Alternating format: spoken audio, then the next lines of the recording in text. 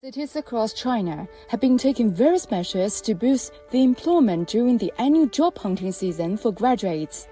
In Zebo, East China's Shandong province, local government, colleges and enterprises have jointly built a live streaming service digital platform to facilitate the recruitment of college graduates.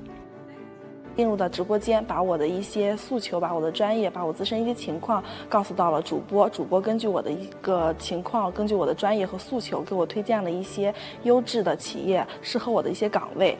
我非常满意我的岗位。